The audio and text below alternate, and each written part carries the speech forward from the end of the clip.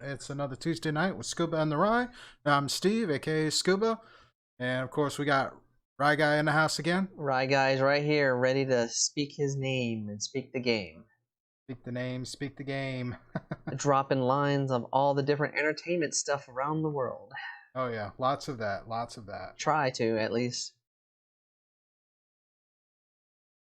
Alrighty, so first things first, what we've been up to, what's going on? What has been happening? It's a lot of different things. A lot of strange, well, I wouldn't say it's a lot, but it's been a week. I gotta say, it's been a week. Yeah, it's been a week. Even being Tuesday, there's already a lot of stuff that's happened for me around the way, but I'll level all that aside. But there's been some fun things. Some fun things. Oh really? Some fun things. Couple hangouts over the weekend. Got to see the crew, the friend crew. Haven't seen them in a couple months, so we did a hangouts, drinks, and Mario Party. So that's always fun. Nice, nice. And definitely did some gaming, did some writing and reading, and typical relaxed weekend.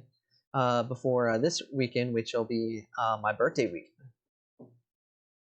Happy birthday, Rye. Happy birthday. Yes, I will be some age, older, wiser, I guess. You can say that about me, I guess. I don't know. But yeah, hopefully this will be a good weekend, fun weekend, and then a week off. So. No week off? Well, you're taking some vacation time? Yes, I haven't taken time off in a while, so I'm looking forward to it. And especially with pretty much everything open, I can actually venture out somewhere. But other than that, just all the typical things that the Rye Guy does on his spare time. What people like to call ninja mode, because I'm always hiding in the shadows doing something. Just doing some adjusting on the filters. Last week we had an echo going on. I think it was your mic was picking up what I was saying. In fact, I think it's, yeah. Looks like it's still doing that slightly. Well, you have a very grand voice. It's very powerful. You command it all, so it's okay. Alrighty then. I am singing for you out there. Hopefully, I don't think it's so much the echo for you. It's the echo when I talk get picked up on your mic as well as picked up on my mic. Hey, you're the grand display, and I'm just here to help and support pom poms and all.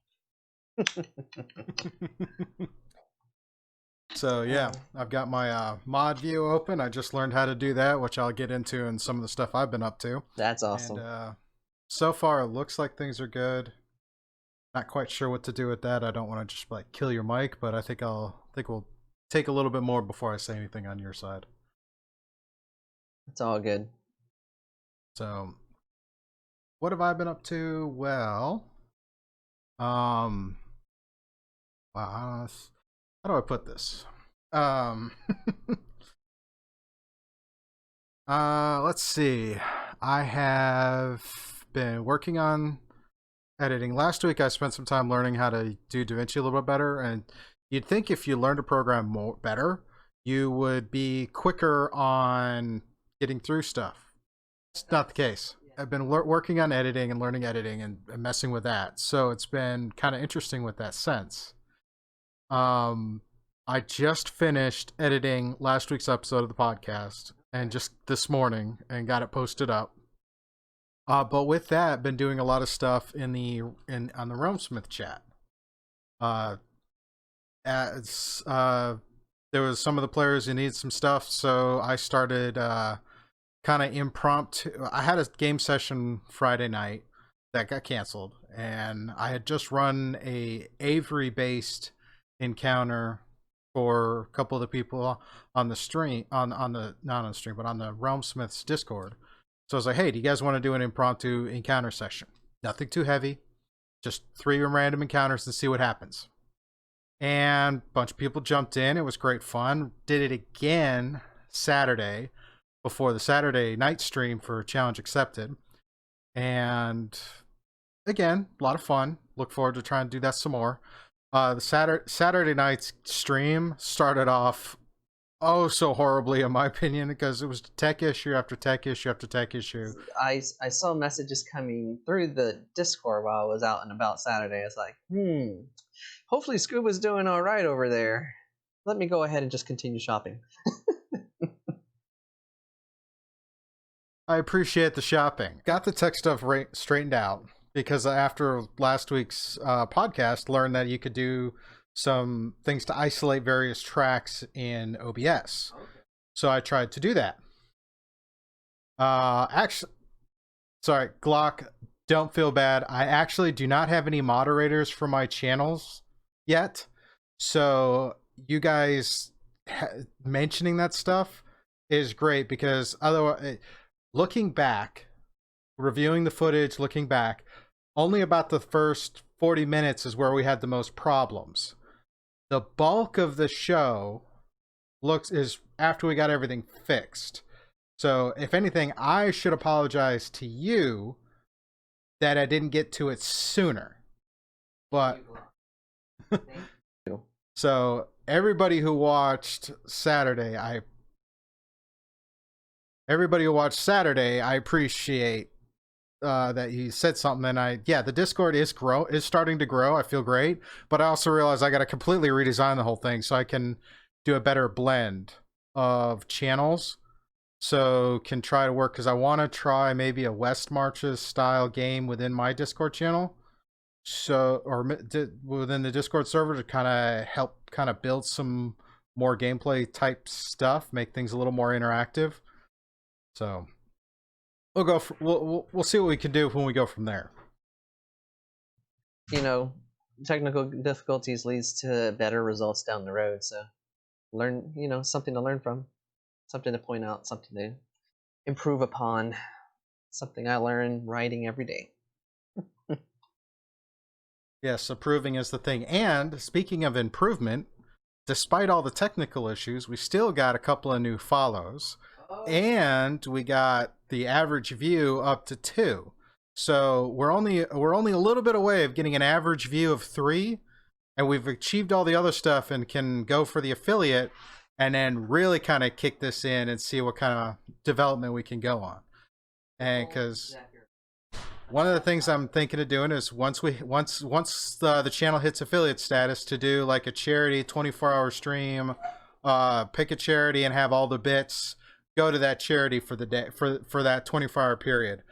Still some details to work out, but I have a feeling that we're gonna get there, and I'm thinking that would be a nice thank you to the community for coming and checking us out and liking us and hanging out with us, and then for helping us get to that point as a nice thank you back. All right, D&D stuff on that, and then it was just a lot of editing and tech stuff, and that's been the most of it. I'm really trying to figure out what it is I'm doing for my day-to-day, and I'm getting there. But I was also asked to be a moderator for the Realmsmith channel, so that was a nice cool thing to start learning how to do. And I hate to be honest, I'm going to take what I learned there and apply it to this here, because hey, there's Prac app that I could carry back and forth, because it's easier to learn from people who know what they're doing than it is to try and keep stumbling my way through. You practice in one place and you carry it on to the other. So like you, and once I get done reading this book, like when I practice helping you write some of these stories for your D&D games, I can lead it into other screenplays and stories that I want to write. So, translation. I think that'll be really helpful. I know looking at also, that being said, let's go ahead and get started off on things. First off, announcement-wise, got to give credit where credit's due, and thank you to the community first and foremost, because without them, I'd probably be talking into the void and wondering whether or not I go crazy. I'm already at that mode, but hey, I got people following me, so follow me to the grave. So with that, first we're gonna thank support from Syrinscape. Check out the Syrinscape.com. They do soundboards and background music, ambient music for your tabletop experience. Tonight's session happens to be the Strange Forest sound set from one of and played this Friday night, and my players that night on the call felt that they had to sit there and swat at mosquitoes. They kept hearing them in the background. So, oops. Anyways. So, gonna shout out to them and go check it out. There's an affiliate link here on the channel as well as in the show notes wherever you go. Also, a reminder that this show does go up as a podcast first and foremost on all the normal places you find podcasts: Spotify, Apple Music, Google Play Store. Also, we put this video version up on our YouTube channel at Scuba Studio. So go and check those out. And if, regardless of how you consume this, or if you consume this in multiple ways, because there actually are different versions that go out. So the stream is one version, but it's not necessarily going to be the same version that goes up because, again, working on editing skills and trying to keep things consistent as I go through each platform. That being said, give us a like, give us a follow. Any and all support, even that, it will leaps and bounds help to make things improve. So there's my call to action. Please do that. Calling out to you, screaming the word of the scuba and right. and with that, see, I'm learning. I got this echo, so I keep shutting that mic off when I start talking. With that, we're gonna go and get into our reviews and see what's up. Alrighty.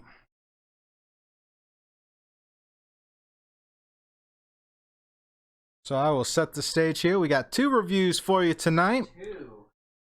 So our first one is going to be... Should be on the right one. Am I not on the right one? There we go. Our first one is going to be a movie called The Five Bloods. So I will let Rye take it away and tell us about this film and give us his review while I check the chat and see what's up.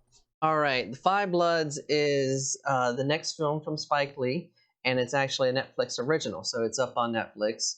And The Five Bloods actually follows a group of Vietnam veterans who go back to Vietnam to go on this trip to find the remains of their lost squad leader, but also buried treasure. They buried gold during the war of Vietnam and decided to come back at a later time to get it.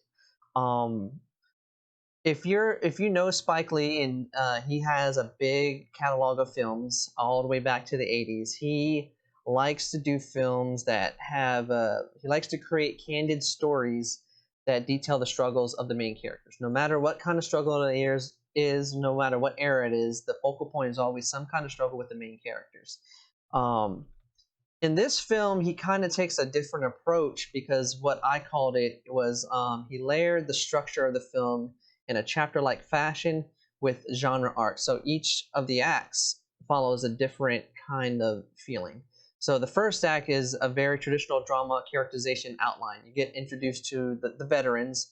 Paul, David, Otis, and Melvin are the name of the veterans. So you get to see them, you get to see them return back to Vietnam, and you get to watch their interactions and see how they are so many years after the war.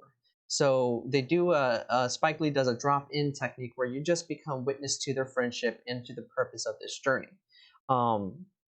Doing that with the methodical pace that he goes at, it allows you to live and breathe as if you're part of the characters' lives, and it also helps you ease into the stylized dialogue atmosphere and social commentary that Spike Lee is known for. So the blending creates a relevancy for the audience. So that feeling of being innately attached to the characters is very strong in the beginning.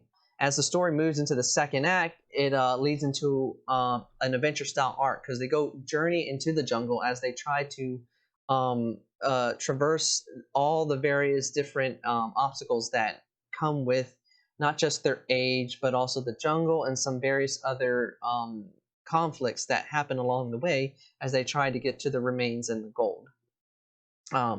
The slow pacing starts to pick up in the film, and then what happens is that the dialogue starts to reveal personal flaws in the characters by combining flashbacks to current events.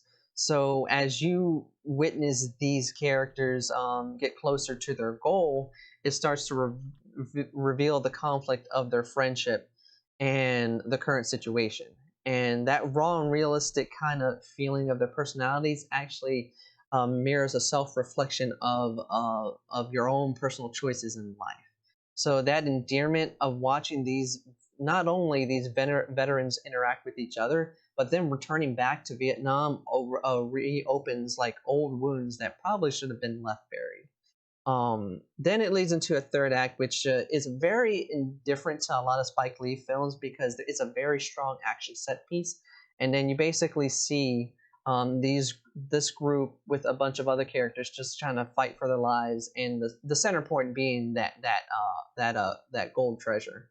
But once it reaches the climax, it has a very familiar resolution, but it brings true closure to the main characters.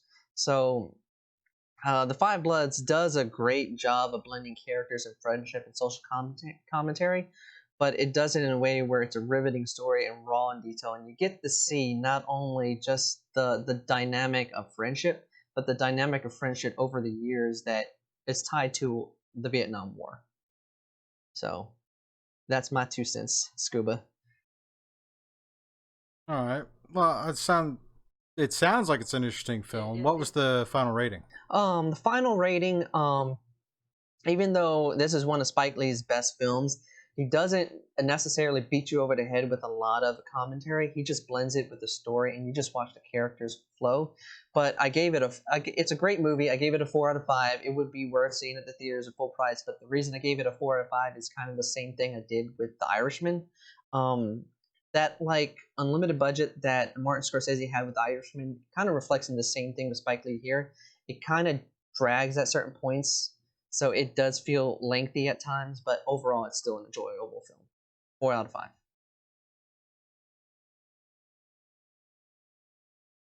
Alrighty.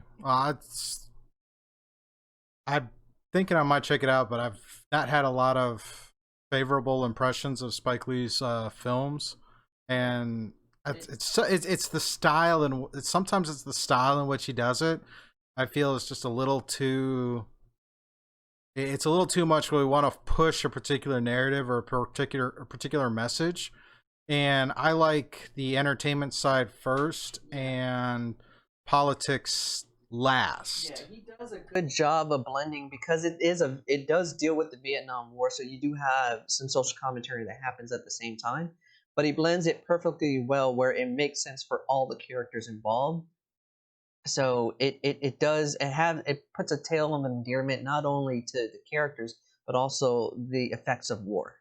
So he does a really good job. It's one of his finest films to date. So cool. I'll have to take a look at that. Alrighty, so we heard that one, and now here's one that we both watched. I just watched it today. Yeah. Artemis Fowl, the latest Disney film. Now, this one we talked about a few weeks ago. It was originally slated for a theatrical release. Yeah.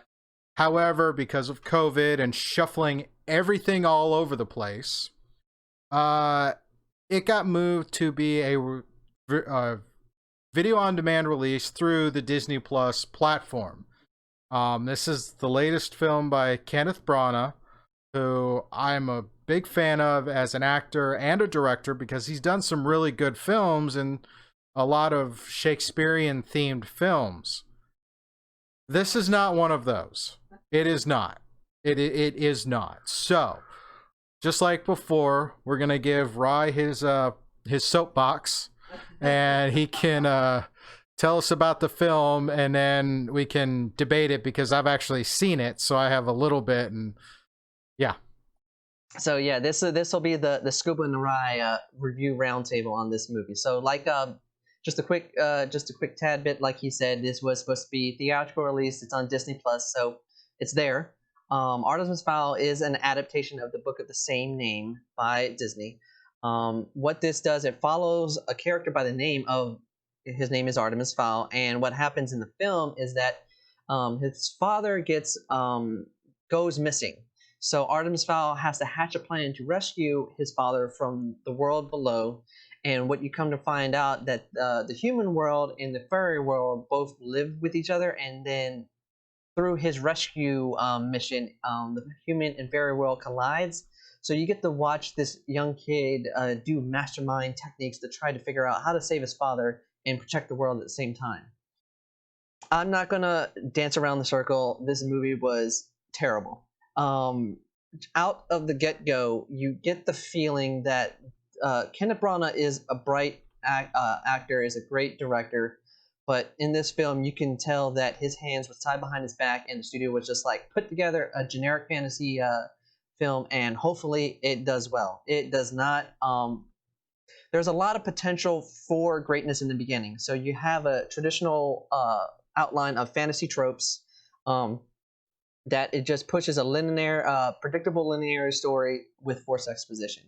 You get a general creation of a sandbox world with all of this fantasy fairies and this kid with this mastermind technique. But what happens is that everything is just generic. Everything is hollow. Everything is underdeveloped. You don't really get a sense of what is going on because you're just plotting around, just making sure that this kid gets from point A to point B. How does he try to save his father? How does he try to interact with the fairy world? And then when characters come and go, you really don't see a purpose for them. They're just kind of there. So it kind of just numbs the experience because there's a lot of this potential with the stylized CGI, with this underworld of fairies and magic, but it just gets pushed to the wayside because there is just a sense of style over substance in this movie. And basically what you get watching this is that the studio basically is trying to create a new franchise. So they're plotting things in certain places with no explanation, just in hopes of generating a franchise. But it loses steam right from the get-go. And I was turned off on this film because it was just a complete waste of time. I don't have anything else. Go, Scuba. Yeah, I wanted to like this film. Actually, I do like this film. I'll be honest, I do like it, but I like it in the sense that it feels interesting as far as that whole I'm gonna drop you in and I'm just gonna watch the events unfold. I think the premise of the story could be really interesting. I think the fact that it lacks a lot of substantive growth in the sense of the backstories on these characters. I mean, totally agree. And then the world side of it, the tech thing with the whole fantasy and tech, and feels very kind of happy cyberpunky or happy shadow. I had the word. I've got the word right there. Shadowrun. That's it. Has that feel? Does have that. I do sense that feel. Say that again in 3, 2.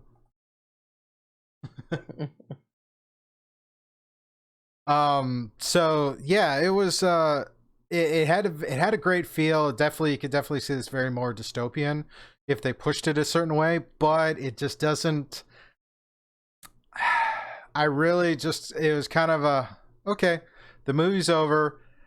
And then I thought about the fact that it was Kenneth Branagh who directed it, and I'm a big fan of some of his other work, probably more so of his Shakespearean stuff than some of the other stuff. I mean, he did also do the first Thor movie, and that had its flaws, but it was really well done comparatively.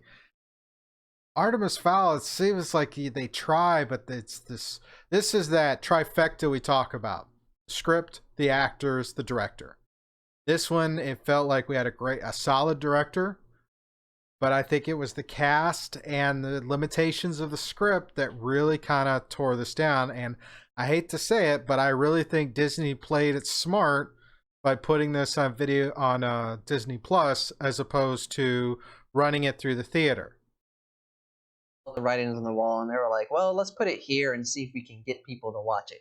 which they did in my case, and I feel like my soul hurt a little bit after this film because the script is just completely just so basic that it just plots in different fantasy archetypes and tropes that you've seen in any other film, but just not explained very well. It's just narrated in a way where it's just like this happened, so it has to go here, has to go here, has to go here. So that's my 2 cents. But overall, just to give you a score, it's on Disney Plus. It's not waste your time. There's better other fantasy film choices out there, even on Disney Plus. So I gave it a 1 out of 5. It was a mind-numbing experience. I'm probably not going to be that harsh because, again, I do actually like some of the methods they used, regardless of and even though there were shortfalls. So personally, I'm probably going to give it a 2.5 out of 5, just because I may not watch it again ever, but I did enjoy watching it the first go run, and it held my attention, which is something I'm very critical on films. If it doesn't hold my attention, I don't care. But this one did actually hold my attention for the time I watched. I really did. It wasn't like some other ones where I've tried to watch it and multitask. Though this one, as I sat down, because it was actually pretty good to me, but not great. So 2.5 out of 5. Final verdict on that. Alrighty, so now let's move on to State of Game. Point where we talk about gaming and all of the things that go with that. As usual, we're going to start off with Rye and his works on video game stuff. I have not had a chance to play any video games because I've been knee deep in roleplay and text-based stuff and helping others. But I did download No Man's Sky for the PC, and I did download Final Fantasy IX for the PC, and I will probably spend some time on that. I did try to do Torchlight. However, it's been so long I couldn't recover my account with the publisher. So yeah, I got to do some work on that before I start throwing down some Torchlight. Because I'm thinking I might just do my next run. I do just put it on super hard and just see what happens.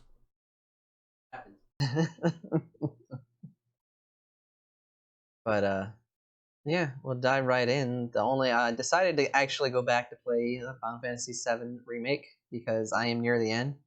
So I got through chapter 17 and started into 18, and I am just kind of nervous and excited to finish this game because it's been a wonderful journey. I think up to this point, I faced at least for me, one of the harder bosses in chapter 17. It took a lot of strategy, a lot of countering, and a lot of patience to beat this boss because you were not just fighting him but his dog. So you had to figure out the moves and the motives and strike at the right time. Because if you strike at the wrong time, you would go from full health to a third of health in a matter of seconds. So you had to be patient and counter correctly. So, but yep, that's really the only game I've been playing.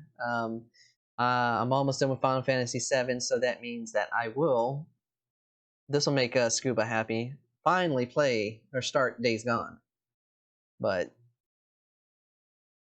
hey, that's the only game. It's enjoyable. I'm definitely looking forward to finishing it and then heading into when it drops next month, Ghost of Tsushima. Some mobile games, the only thing I really play on my mobile phone is Pokemon Go. When I go walking, catch them all. And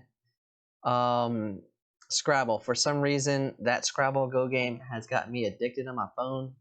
Maybe it's just I like wordplay. So, hey, I play a million matches on there all day and forget the time. So what we got in those dice games? With some new adventures to tell. Well, so yeah, as far as new adventures, here's what's up. So players wanted to do some encounters, and being someone who spent so much time getting into dungeon mastering and facilitating, and I mean I do that a lot already. It's like, let me try this. Now the no quarter game was supposed to happen, but one of the guys wasn't feeling well, so we held off for a week and figured let's do an impromptu session just to do encounters, because there's a lot of new players I've seen right now, and I want to help them kind of work through their characters and build a sense of team building and fellowship, kind of an experience. So it was, hey, I'll host a Zoom call. Who wants to jump in? And we run through 3 encounters. I pulled the tables from Xanathar's Guide to Everything, and for the jungle, because they've been talking about this area. Encounters went pretty well. It was the party ran into some will-o-wisps, and it was we're going to leave these alone. And then they came across some dryads and realized that they weren't a threat. Then they came up on a cave with some gnolls in it, and a third of the party was stealthy, the other 2/3 was not. So, but then again, the gnolls also rolled a nat 20 on their perception, so it didn't matter what they were going to do. The gnolls knew they were there, but I didn't have to tell the players that. So, that went good, and I mean, it lasted about 2 hours with about 6 or 7 people. So it was like, all right, this is fun. This is facilitating them. Let me do something else. So Saturday, I had some time, and I decided, hey, my wife got home from work just as we were about to end, because we had finished the 3 encounters, and she was kind of bummed. So I was like, well, if you want, I'll go right now and say, hey, who wants to play?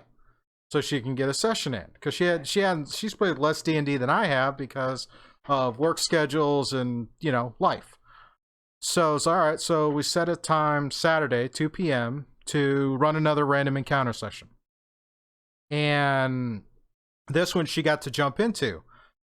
I actually didn't realize how many people wanted to play until I started the call, and within like 2 to 3 minutes, I had 12 people in the call, and was like, all right, yeah, I wasn't expecting this. Okay, let me lock the call now. Oops, sorry. And I ran a encounter session for 12 people. The session on Saturday went well. It was 12 people, and it lasted about 90 minutes. Because again, it was just that, because there wasn't a lot of story. This was the goal is strictly to have characters run through how they work, and to allow new players the experience, as well as build a kind of a team building exercise. You see a lot of team building things in the corporate world where they go and they do things like there's those puzzle rooms. You've done several things team building. Why? We've gone to wineries, we've done like paint nights, we've done, luncheons, we've done different things. So yeah, escape rooms I've done an escape room. That's fun. So we did that, and then also went through, and then it was like, okay, and we did our challenge accepted game. The guys we got 2 new players. Now, going back and watching the video for the show or the stream, I had 4 people on camera, yet 5 people playing, and I played 2 characters because 2 people couldn't make it. The reason there was 4 videos and not 5 is the 5th person didn't have a camera feed, so I wasn't just going to have a blank kind of square on that, because I'm still working out that whole use Zoom, show them the map, as well as work on the story. So there's I definitely have a long mental note list of tech things to try and work out for the next time. I think I have a few things figured out, but I won't know till I get there and can test for a few minutes. But hopefully with some of this new things I'm learning about watching mod chat and seeing the stuff going through here, I should be able to be quicker on the response, as well as quicker on the response because I have chat in a better spot. I can see it to react accordingly. The challenge accepted went well. Now the party's at a long rest, and they're going to decide what to do next. Not really sure how much further they're going to go through the house. I'm not going to tell them one way or the other because that's not my job. My job is to be the world. Their job is to live in it. So People throw them dice. So rolling the dice and seeing what's up, and I mean, they only explored like 25% of the house, so there's still the whole second floor, the whole attic, the whole rest of the first floor to explore. I mean, or they could be like, hey, we're just going to take the spoils and take the rowboat we found and take it back down to the city, or take it somewhere else entirely. I mean, it's completely open-ended at this point. Where do they want to go? And I have to be able to anticipate as many paths that they want to go and react accordingly. So I'm not forcing them in any particular direction because I feel it's more open-ended that way. Now, it probably makes more work for me, but I mean, again, I feel D&D is a collaborative storytelling experience, and the players are the ones that dictate the pace and the direction of the story. I get to handle the rest of the world, and then some of those things that if they choose not to interact with, time will still continue to go, and we'll see what happens.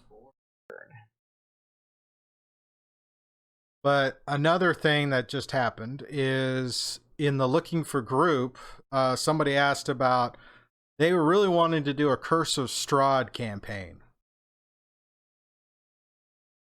I have Curse of Strahd. I've run Curse of Strahd.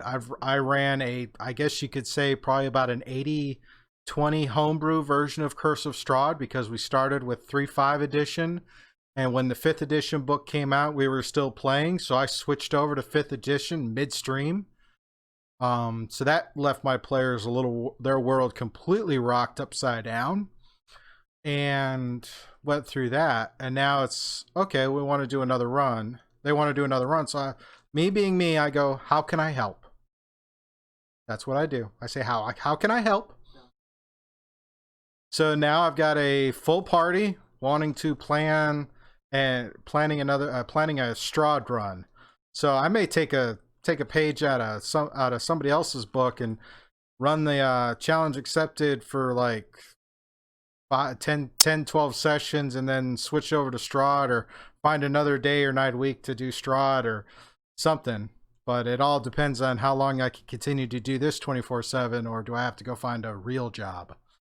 Hey, man, there's always there's many avenues to travel, many ways to go. I agree wholeheartedly. I agree. But actually, I have a couple of questions for D&D related that came in from my various players, and figured it'll take a few minutes and talk about that before we move into the news article stuff and all of that, and actually have a discussion. So you guys in the chat, or you want to shout out to some people who are in other places that want to come in and beat me up with questions, let's dance.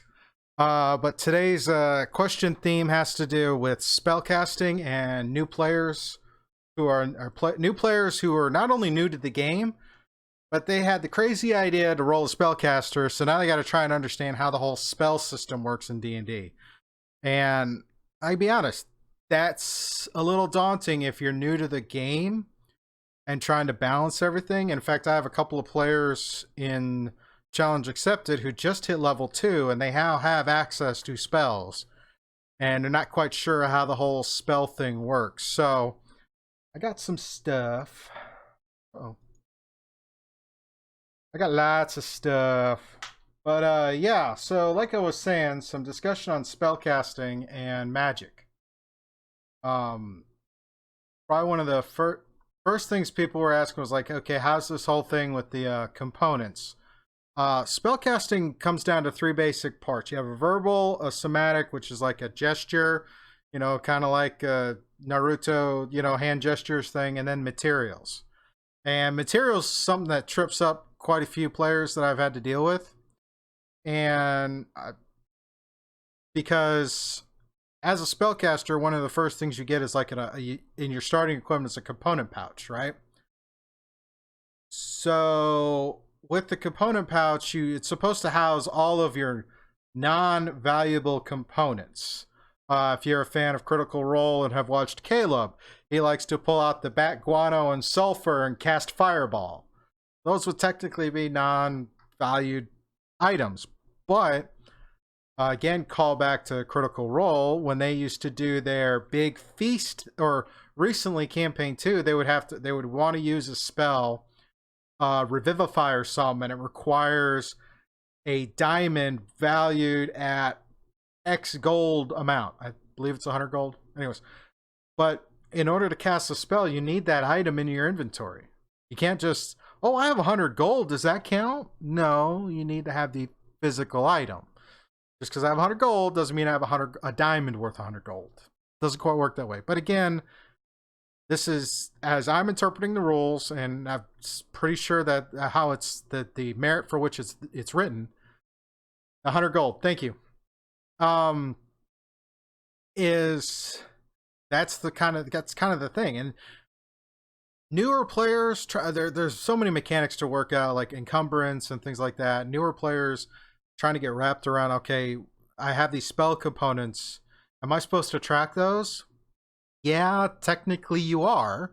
If you want to dive into the more of the role play side, the consumed part is another big thing. Sadfar pointed out is if the spell says it consumes the item, then you need to have a bag of those items if you're planning to use that spell a lot, provided you could do the spell and you have enough spell slots.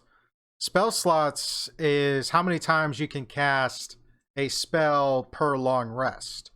Lower levels, you get, depending on your class, you get about 2 or 3 at the early levels. Once you hit level 3 or 4, then you start to get the second level spell slots, and your first level spell slots increase. And again, it's how many times you can cast it. Like my character on the Realmsmith Revelry, Scuba Kenai, he's a druid. He's a 3rd level druid. He can cast 4 first level spells and I believe 2 second level spells. So all in total, I can cast 6 times, and then my magic is spent outside of cantrips.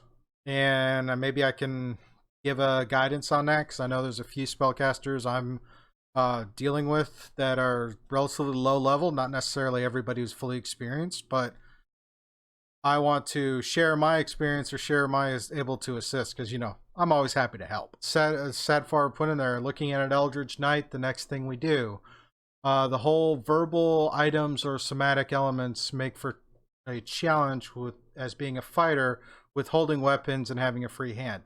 Yes, because as it states, if you have to use a component, you have to be able to draw that component from your pouch. So if you're holding a sword or, heaven forbid, a 2-handed weapon, you're going to have problems with that. You have to think through that as depending on how you are in the encounter. Unless you are someone who takes the Warcaster feat, which gives you a little more latitude and quick reflexes for casting spells while doing melee attacks. And again, depending on your spellcaster type, whether or not you're going to... Yes, there is a feat for that. You've heard there's an app for that? Yes, there's a feat for that. There's probably a feat for just about anything you want to try and do. But trick is finding it, because there's so many choices. Preparing for spells. Certain classes can prepare spells daily, and they can switch out which spells they prepare. Other classes, they have to find the spell, store the spell, and can only go with that spell until they can find another one. Clerics and druids are examples of ones that can look back and flip their... I believe druids do, but I know clerics can flip back their spells each day as long as they spend the time to prepare for them. Wizards, sorcerers, those types of things, they actually have to have the spell documented in a book, and they read through that book, and the only way they learn new spells is if they find that spell or try to design a spell to learn. Warlocks are a whole another kettle of fish. I don't have much experience with warlocks because I've not played one. I do know I have friends that have played them. I have listened to Todd talk at length about how warlocks are the coolest thing since sliced bread, especially now with the new Unearthed Arcana and bringing back psionics. So maybe I'll roll a warlock one of these days. Who knows? They're a little too squishy for me. I like to get into it. Hey, it sounds interesting to me. If it's as great as sliced bread, I might have to try one. Yeah, I mean, warlocks can be interesting. You have to sign a pact with some creature deity, and it gives you access to spells, but you only get like two things, and you have to like. But unlike other spellcasters, with warlocks, if you take a short rest, you'll get your spells back. Whereas most of your other spellcasters, once you expend all of your slots, you cannot recharge until the next day. You have to complete a long rest before you can get your slots back. So it's got its ups and downs.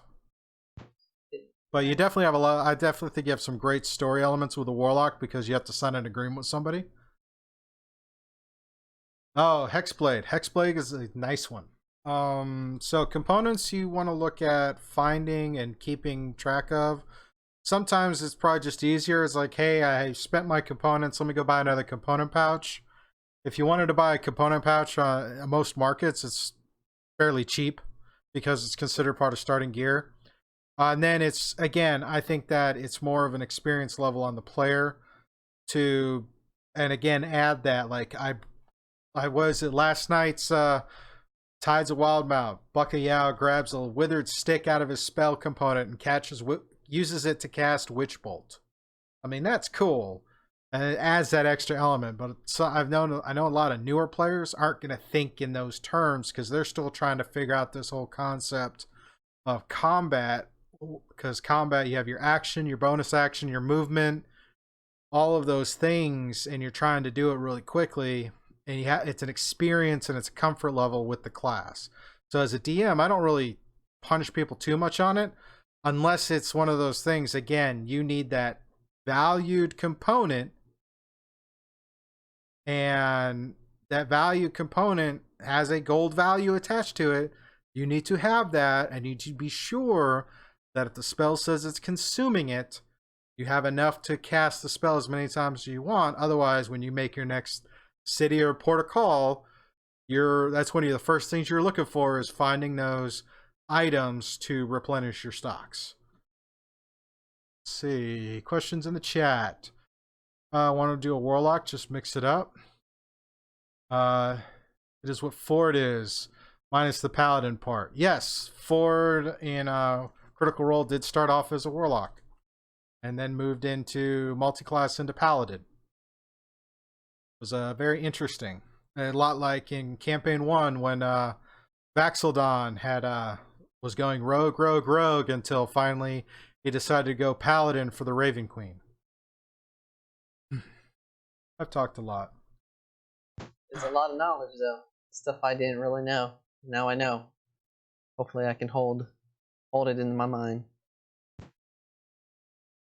It is definitely a lot, but the nice thing is if you're helping the players with find their locations in the books, and at least if you have a rudimentary knowledge, and because one of the worst things I hate for gameplay is getting into a rules debate in the middle of a combat rotation. Yeah, that does sound kind of counterintuitive, but if I was playing, I would just be like, okay, that sounds good. Just keep going. Well, I like to, part of that is getting to know my players. Like I know there's several people I've run encounters with that know a lot about, have spent a lot of time researching the books and have been a knowledge source in a lot of times. So it's if I'm not, I will go with what my gut instinct tells me because I subscribe to Rule 0. DM is God, DM makes the choice. Not necessarily like a deity in my own right, but as far as the table and the combat scenario goes, DM is the one who has the final call. Praise be Scuba. So I go with Rule 0 on that. But on the same token, if it's and we have a consensus on a ruling, then all right, I'll go with that ruling. I'm never gonna be like, no, it's my way or the highway. Get the hell out. No. The only way I'm gonna do that if it's someone just being a troll. And I don't like trolls. That's why I carry a torch. Well, that is very effective against trolls. They're easy to spot when you see them running. Oh yeah, well you need the torch to cauterize the wounds so that the troll can't regenerate. Again, that's monster manual stuff right there.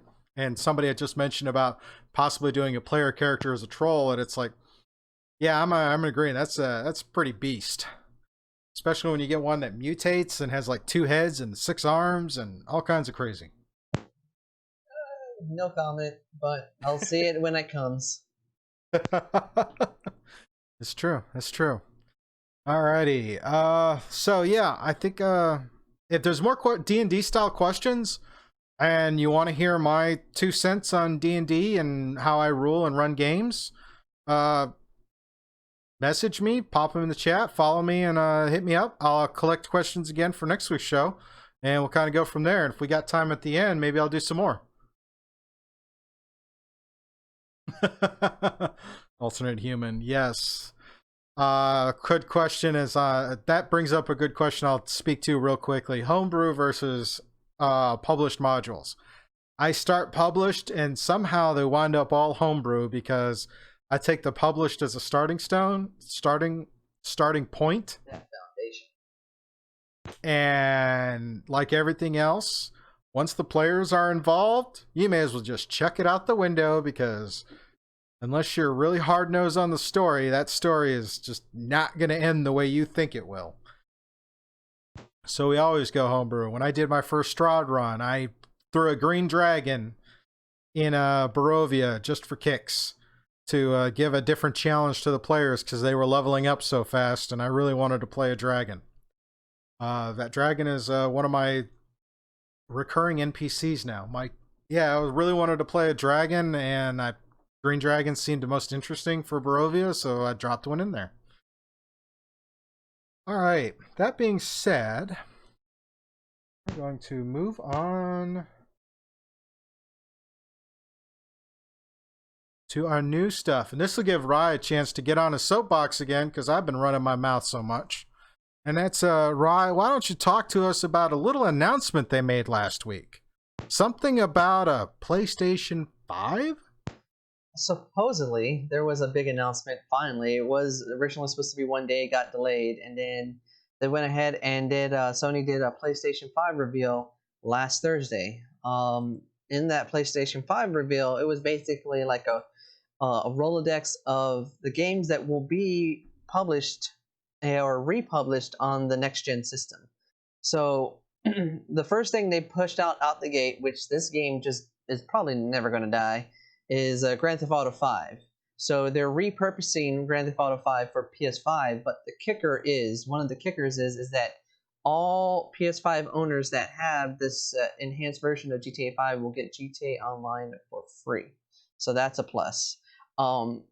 They did a Rolodex of a lot of original titles and some big names that people were hearing rumors about. Some of the big names that caught my eye was the Spider-Man Miles Morales game. They've been going back and forth for saying, is this a real sequel? Is this an enhancement? I don't really care. You get to play as Miles Morales, so that already gets my eye. Gran Turismo 7.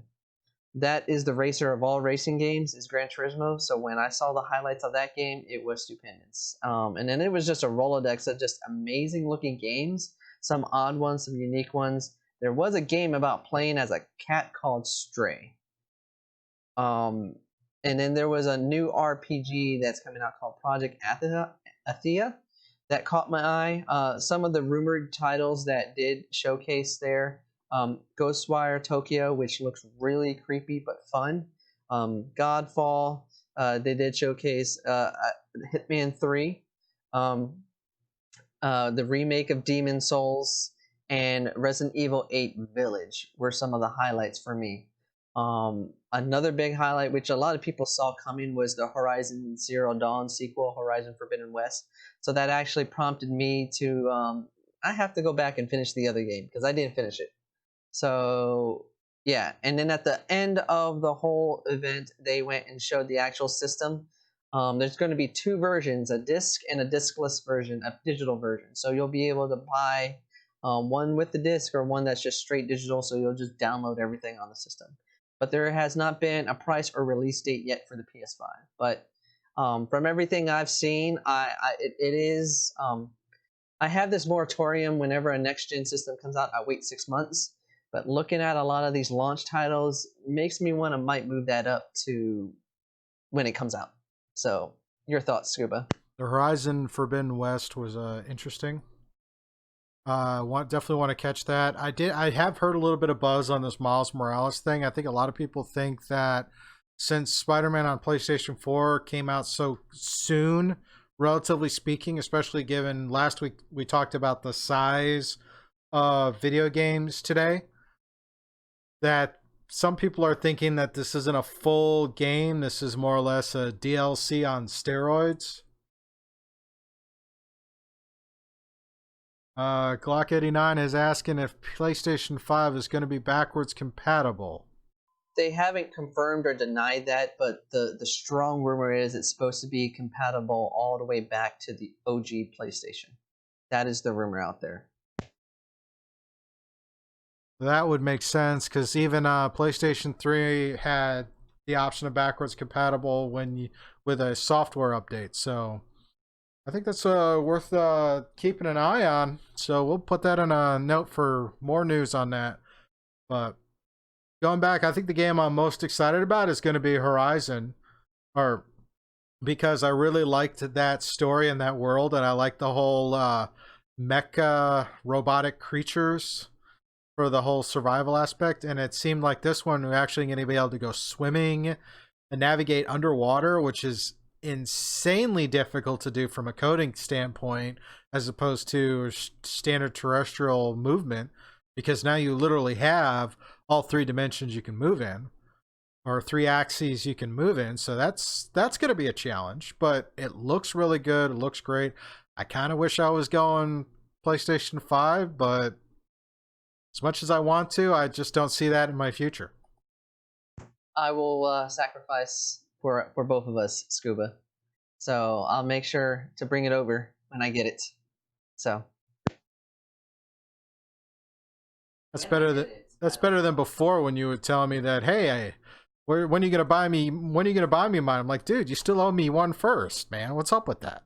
Alrighty. Our next news thing to talk about is San Diego Comic-Con.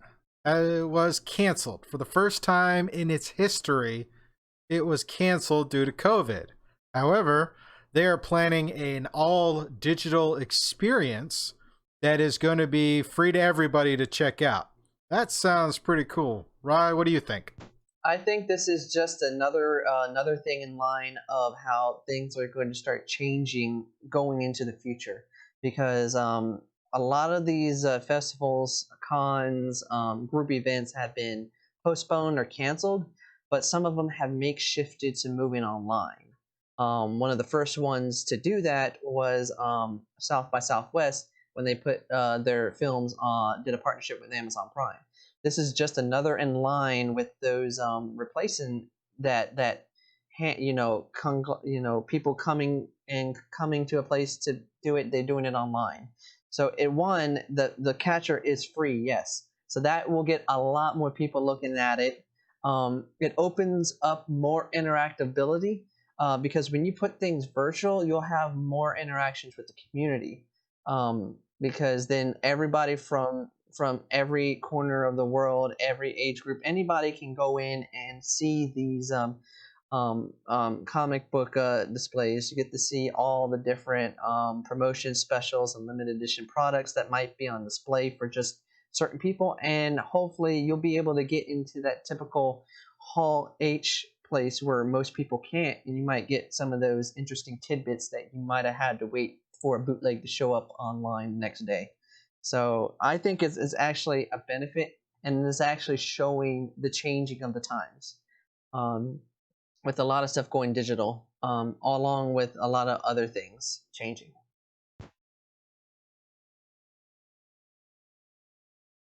Alrighty.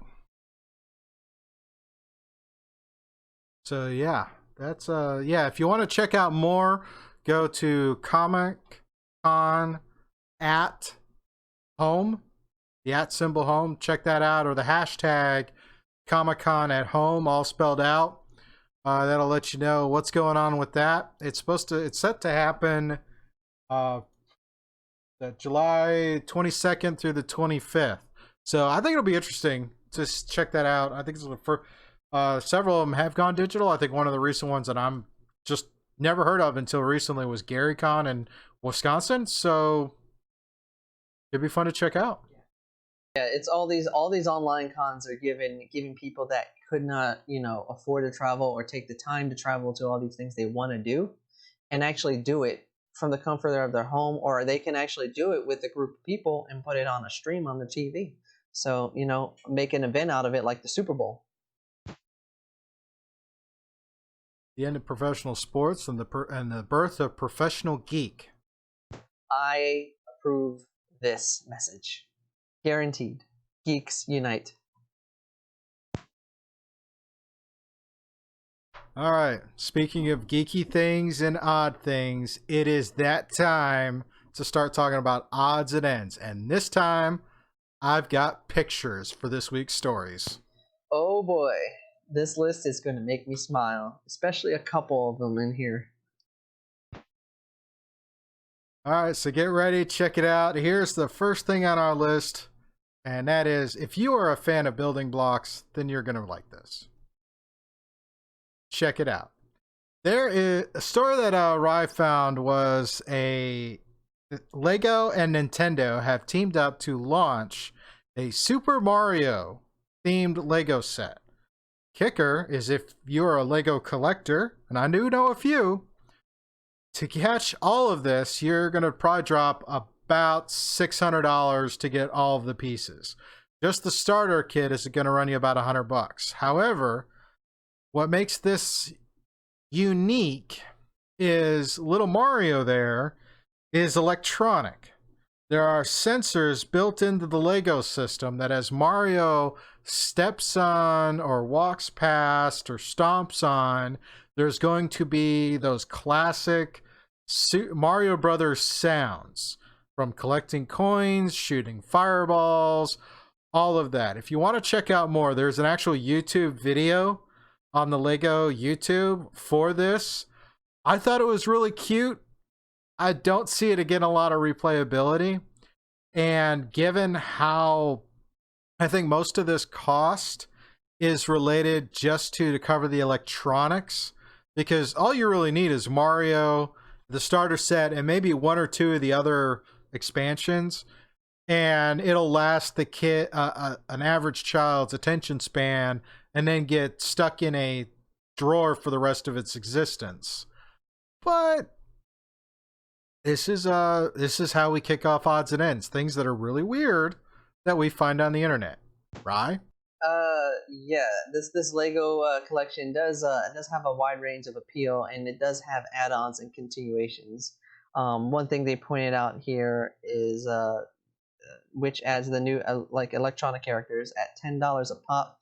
There's Bar Mario, Propel Mario, Cat Mario, Builder Mario, and probably more to come down the road. And then finally, as quote, there's a set of blind bag figurines that include one of 10 random figures at $5 a piece. Characters like Paraguma, Fuzzy, Spinny, Buzzy Beetle, Bullet Bill, and various other Mario characters that you have seen throughout the years in the games. Articles on Kotaku. So if you want to check it out, there you go. Alrighty, and our next story is... Here's the latest trend in women's fashion. How about a pair of boots with a Pokeball for the heel? What? Hey, I'd get a pair, but we all know why. I'm Rye Guy. So yeah, this is another one, this latest fashion item that is set to come out. These boots, now, the nice thing about these boots compared to other gamed thing inspired clothing, these are actually going to be affordable. Most of the average time, you're probably going to be looking at about $250 for these unique and stylish collectible items. This pair of shoes is slated to be about $28 US. These shoes look pretty affordable. They will be in the Zara stores. So I've been in a few of those stores. They're pretty big. But yeah, it's kind of fun, unique, and interesting how they can always take a game property and make it somewhat fashionable for people that are probably never heard or played the game. So, hey, expand the market, expand your audience. And if this is a way to do it, um, I say go for it. Articles on Kotaku, people. Definitely go get a pair of shoes if you want them. $28. Yeah, see, I just don't know how functional they are. They look, I mean, I don't see them being really kind of functional, especially when you got the thing right there, like the Pokeballs. You might break one or something else. Who knows? It all depends on how that Pokeball is actually created. But then again, you're probably right. You've been the wrong way, it chips, and then you can't walk straight anymore. Not like most heals are made of the most durable stuff anyway, especially when you get to a certain point. I understand. I understand, people. I understand. Aw, look at that. Isn't that cute? Guess what? An Australian veterinary clinic found a rare golden possum. Coincidentally, they're calling it Pikachu. Just look at that picture, people. Don't you want your real life Pikachu? Oh, I do. I do. Um, I definitely want one, but we don't know how dangerous it can be. But hey, it's down in Australia. It's far enough for me. I don't have to worry about that. Yeah, this is a bush-tail golden possum because of the yellow coat. I mean, it looks kind of cool, but, you know, there's just some things you see. And Australia, I mean, It love is to go visit that. I'd love to go visit that place. However, yeah, I think it's cool though. I mean, you see things like this, especially lately when we have all this negativity going on. Let's counteract the negativity with a little bit of cute.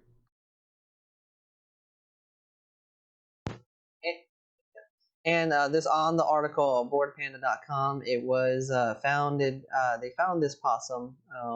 Dr. Stephen Reinsch from the Borneo Veterinary Clinic and Hospital is the one that discovered this possum. And quote, it was a time long ago now, but it seems her image will forever live online. Quote. If you want to go check it out, go down under in the land known as Australia. But outside of this golden possum, I'm pretty sure you can find a lot more weirder animals down there and a lot more poisonous ones too. So, hey, test your luck. It is warm down there. So, Yeah, it's on my bucket list to go visit regardless. All right. We can make a trip. I got family there. So, let's go. All right, now here's our last one. And Ra, you might appreciate this because, you know, you've had to cancel going to see a few concerts because, again, COVID locks everything down. So you can never go to am concerts sad. right now. I am sad from some of those. I can't talk about it. What if I could tell you there is a way to attend a concert again? Oh, really? How so? You just need to put on a big plastic ball and go to a concert. All right. So, take it away, Scuba. Where can we go and see the Flaming Lips in malls? Alrighty, so yeah, the Flaming Lips performed inside of giant bubbles on a Colbert show and concert.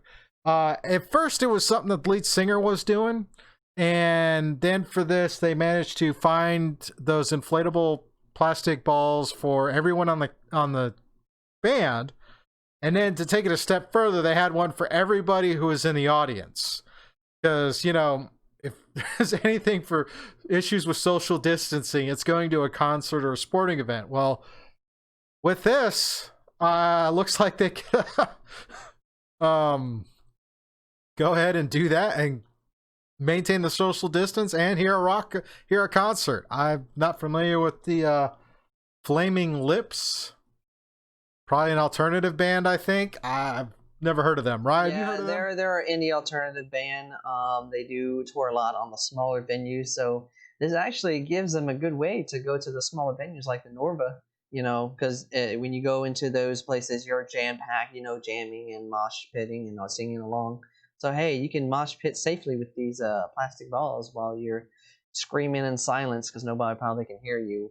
But hey, it works. You're safe. You can see your band on the stage. So check out this article. It's on Consequence of Sound.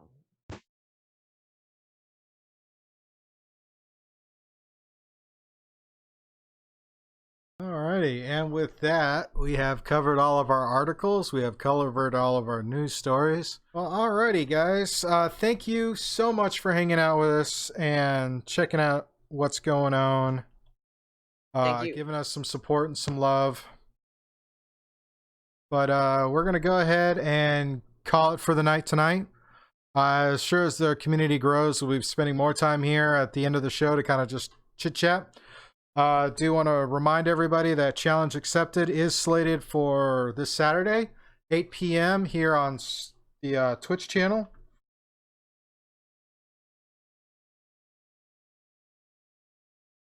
And reach out to us through all our various social medias and other things like that, which you can find all right here. Oh, wow, the chat window is full of stuff today. Awesome. Sorry, I had to geek out for a minute. You know, it feels good. Doesn't it feel good? Seeing all that in there? I like it. I like it. We have the community with you guys. Alrighty, y'all. Thank you for hanging out with us. Have a great night. Love each other. Oh, a new follow. Thank you. Activity feed. Activity feed. Nerdenberg, thank you. Thank you. All right, guys. Thank you again. Love each other. Stay safe. Stay out of trouble. Stay smart. And we will see you on the next one. Peace.